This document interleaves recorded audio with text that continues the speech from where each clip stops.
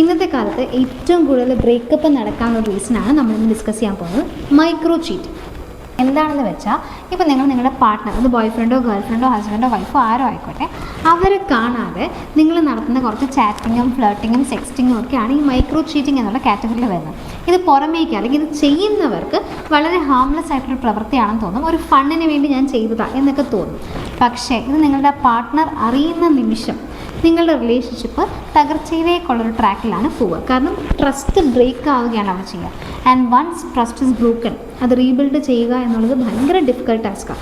അത് നിങ്ങൾ റിപ്പീറ്റഡ് ആയിട്ട് ചെയ്യുന്നുണ്ട് എന്നുണ്ടെങ്കിൽ പിന്നെ റിലേഷൻഷിപ്പിൽ വലിയ ഫ്യൂച്ചർ ഇല്ല എന്നുള്ളതാണ് അതിൻ്റെ ഒരു സിമ്പിൾ. നിങ്ങൾക്ക് നിങ്ങൾ അയക്കുന്ന ഒരു മെസ്സേജ് ഡിലീറ്റ് ചെയ്യാനോ അല്ലെങ്കിൽ നിങ്ങളുടെ പാർട്ട്ണർ കാണാതെ ഒളിപ്പിച്ച് വെക്കാനോ അല്ലെങ്കിൽ മെസ്സേജ് അയക്കുന്ന ആളുടെ പേര് മാറ്റി സേവ് ചെയ്യാനോ തോന്നുന്നുണ്ട് എന്നുണ്ടെങ്കിൽ, അതേപോലെ പിടിക്കപ്പെടുമ്പോൾ അത് ജസ്റ്റ് ഒരു ഫണ്ടിന് വേണ്ടി ചെയ്താൽ വലിയ സംഭവമൊന്നും അല്ല എന്ന് നിങ്ങൾ പറയുന്നുണ്ടെങ്കിൽ, നിങ്ങൾക്ക് തന്നെ നിങ്ങളുടെ ഉള്ളിനുള്ളിൽ അറിയാം ഇത് ക്രോസ് ചെയ്യാൻ പാടില്ലാത്തൊരു ബൗണ്ടറിയാണ്. പിന്നെ എന്തിനു ചെയ്യാൻ പോകുന്നു? ഇതിൽ നിന്ന് നിങ്ങൾക്ക് മൊമെൻ്ററി ആയിട്ടൊരു സന്തോഷമൊക്കെ തോന്നും. പക്ഷേ ലോങ് റണ്ണിൽ നിങ്ങൾ എത്ര പേരുമായിട്ട് ചാറ്റ് ചെയ്യും?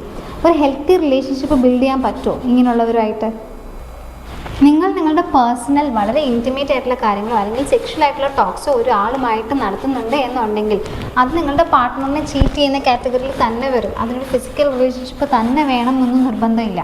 പിന്നെ പിടിക്കപ്പെടുമ്പോൾ കോമൺ ആയിട്ട് പറയുന്നൊരു വാക്കാണ് ബെസ്റ്റ്. എൻ്റെ ബെസ്റ്റ് ഫ്രണ്ടാണ്. ഒരു ഹെൽത്തി ഫ്രണ്ട്ഷിപ്പ് എന്ന് പറയുന്നതിൽ കാണാൻ പറ്റാത്തൊരു അതിർവരമ്പ് എപ്പോഴും ഉണ്ടാവും.